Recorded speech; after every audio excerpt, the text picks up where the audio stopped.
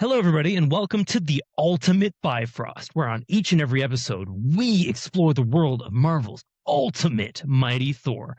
I'm your host, the Ultimate Faz, and today with me, I've got my guy, Ultimate Hercules. How's it Ultimate going, my guy? It's going so ultimate, totally tubular Hercules over here in Ultimate Hercules world. But yeah, Ultimates it's a good ride, and I'm excited to review / reminisce about it. Awesome, awesome. And we've also got the Ultimate Ryan Doze with us today. How are you doing, my guy? How's your breath? Nice and fresh with those Ultimates? I am bringing all the freshness to this fantastic minty issue, this mint condition issue of Ultimates.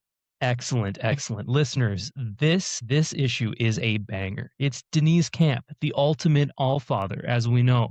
And we've got special guest artist, Stipe Morian, out here doing some crazy stuff in another all splash pages, all prose issue of Thor, and all alliteration. It is crazy. It is so much fun. It is not really what I expected.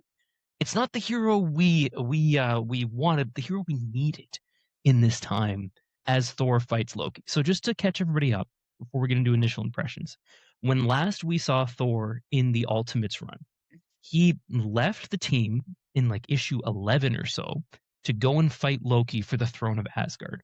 They had a war, and midway through the war, it ended with Thor making a deal with Surtur the Fire Demon. That's where we are right now. Before I give a little summary of what happens in this issue, guys, what'd you think? The art was absolutely wild. Unlike anything I've seen in modern comics. And the prose was basically, I described it to you guys in the group chat. I was like, this is like a Shel Silverstein poetry book. Yeah. Art and poetry together, because it's so interesting. The story was like, I was a little bit lost because I was like, wait, Surtur's a good guy? What's going on here? But the epicness definitely came through easily. What'd you think, Ultimate Ryan? I agree wholeheartedly on Stipen's art. Stipe Morian is someone I've now like follow on Instagram, and he was posting some of the previews of this. And I was like, what is this book gonna be? Where is this going? We did we know it was going to be in all splash pages? Vance? Yeah, so Deniz had said that he was doing what he did in the last one, which was all splash pages, plus a whole new layer to it. And the whole new layer is the prose with the alliteration.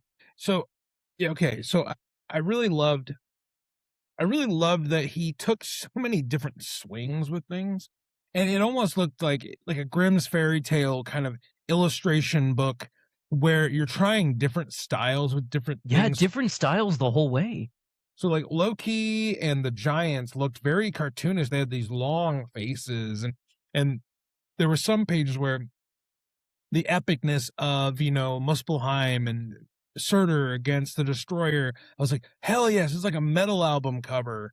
And then the other ones where I'm just like, that's so cartoonish and weird and goblin-like. It was a complete buffet of different style and genre. I loved it. Like, did I love every style? Not necessarily, but I loved the swing of trying different things on different pages. And Deniz Camp's writing was, poetic, Edda-esque, and I needed to read it over a few different times to catch it. And I don't even know if I've caught it yet, which is why I have Ultimate Faz here to help me. The Ultimate All-Fazer is here for you. And I also just think this like really reaffirms my belief that we need Deniz to do a Thor run at some point.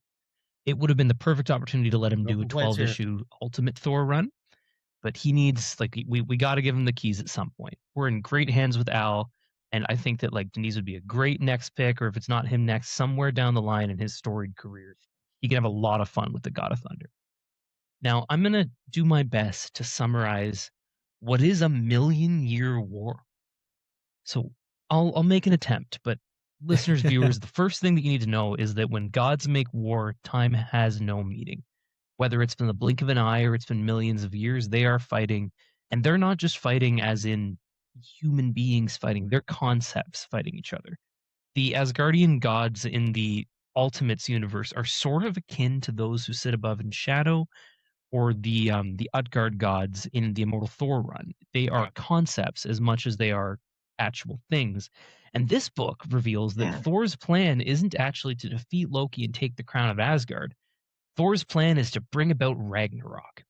Because when Ragnarok comes, the wheel turns, everybody is cleansed and reborn, free of the Maker's influence. This entire fight is about that. Sif fights the Mangog on her own and fights him to a draw where they both die. Thor fights Loki at the end. Fenris swallows the sun. Hela is like, what the heck is going on? We have some crazy stuff throughout the whole thing, and it ends with the two brothers sitting and talking as the 9 realms burn and are reborn again.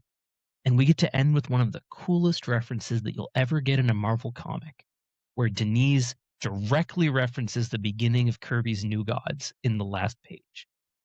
There was a time when old gods died so that something new could come after. Craziness.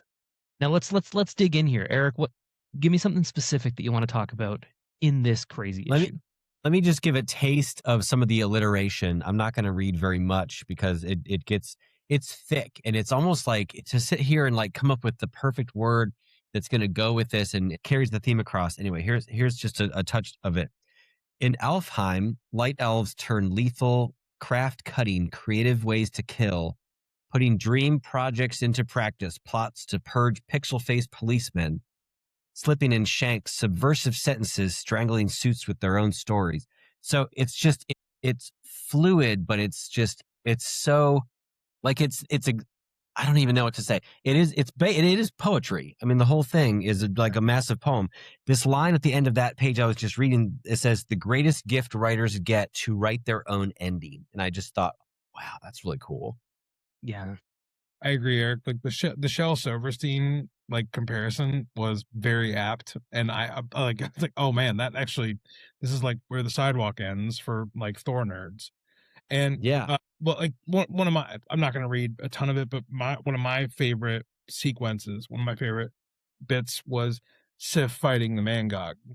And I think like anytime Sif gets a spotlight, I'm here for it. Automatically, I'm here for it because she's a possibly layered character that I don't think gets enough credit. Mm-hmm. But at the end of the fight, says, then comes the crux, a slipped stance, single sudden chance, God's drive, hard bargains, one soul for a billion, small sacrifice for the fairest of gods. And Sif is laid dead on this rock as the Valkyrie come down. From high haunted halls, Loki's loyal, long-suffering Valkyries descend, dog-tired, disgusted, duty-driven. Sif, seeing old friends, strains to seek some small final favor, finding none. Like, Sif fought the Mangog to a standstill, sacrifices herself to defeat him, and then the Valkyrie just show up as these, like, husks of what we would know them from the 616. And it just like adds so much despair to Sif's end. I'm just like, what? I'm sad, but it's a beautifully tragic end of that character in this telling. No, they truly wrapped the story for these guys, which is something that, just like the book said, we can only hope for, right? Like, Ultimates is only 24 issues long. This is issue 23. And we have found a stopping point for these characters that feels satisfying and earned while giving them the amount of love that they need. The greatest gift a writer gets to write their own ending. Absolutely. Right? It's basically saying that this is a satisfying conclusion. They're getting to do it in the way that they want to. The art to me feels strangely 70s for some reason. I don't know why. I think that was like sort of a time of really experimental pen and paper illustration style, because it feels very like edgy Seattle punk zine kind of like. It feels like zine not quite art. Zine art. Yeah, very hipster. It's very punk rock for sure. Mm-hmm. Eric, you're very good at this. Like, I'm not good at it. Thank you. You're good at this. Dude, Eric, you should be on a Thor podcast where you discuss comics that are related to Marvel's Mighty Thor. Thoughts on these. As a great man that did a tier list of Thor villains that you can check out on YouTube, said, like, we should record this and put it on the internet somewhere. People want to hear what we have to say, probably. No, guys, I without belaboring it, because listeners, viewers, honestly, it's hard to do justice and explain until you've actually picked this up and read it. Please do yourself a favor and give it a read. Now, in the interest of not going five ever and letting you guys enjoy it yourselves, I want to hear final thoughts, boys. One more thing about this issue, one more key takeaway, one overarching theme. Each get one before we bid goodbye and the Ragnarok cycle turns. One of my favorite things is Thor's epic grief-driven rage storm. And he looks like he is a planet, which kind of reminds me of that one page at the end of the Jason Aaron run where all the nonsense starts coming out. And it's like, what if, Thor was a planet? But just so cool. And Thor absolutely would throw the biggest grieving tantrum if Sif went down against the Mangog. So that was just so nice to see, very in character, and you can really feel it. Like he's, mourning, but when Thor is mourning, it's a rage. So Right. I just thought that was so beautiful. So I think my one last takeaway is that Deniz did a great job of, in this issue and the previous all splash pages that really acts as the part 1 to this part 2. He did a great job of capturing so much emotion in a medium that is not normally laid out this way. Normally, we would get heavy dialogue, we would get very clear linear narration. Nothing about this is linear. Nothing about it is dialogue. Nothing about this is like entry level 2026 comics. And I'm not saying like someone couldn't pick this up and enjoy it, but this is not the norm. And I love that Deniz took this swing. My favorite thing is, like I said, with the Stipan's art earlier, it's the swing, it's the variety, it's the genre that I like. Could I read 24 issues of an ongoing of this? Probably not.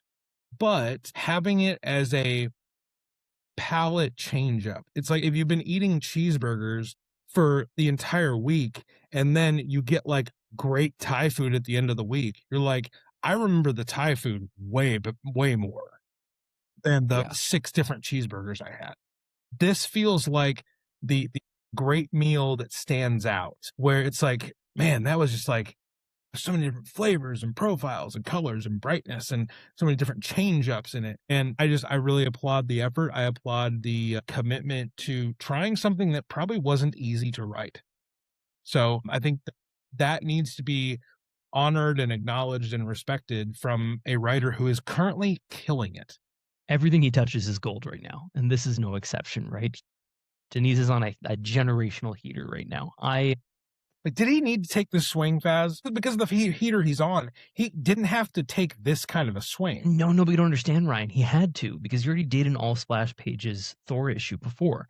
So how do you one up your all splash pages Thor issue? You have to do something like this, right? Like But I'm saying, like, sorry, with these two issues together, like changing up the format so much within a run that is not written like this. Well, I love what he did here, because what he essentially did was he elevator pitched his entire Thor mythos. He did it in 2 issues. He only got 2 because there's so many characters to service in Ultimates, and he's in charge of the whole thing, and they didn't get a Ultimate Thor mini. I don't know if that's because they didn't pitch it or because Marvel passed or what happened, but we didn't get an Ultimate Thor mini, so we had to do it in 2. And the fact that he was able to do this so cohesively with 2 wildly different styles, because the first one was fantastic with Juan Frigeri art, fantastic, beautiful splash pages, more traditional in the design, but spectacular with the splash pages. And this one is a Lord of the Rings book come to life. This one is everything that you could ever want from a mythological Thor story. And the fact that we've got these 2 together now, we're always going to have these 2 together, is really, really, really cool. And I love that we've gotten this, and I have extreme respect that they went for it the way that they did. Yeah, I love combining what Eric said about the 70s underground, like zine style art with the Tolkien-esque storytelling. It does feel like a 70s Lord of the Rings collected graphic novel kind of thing that you would get.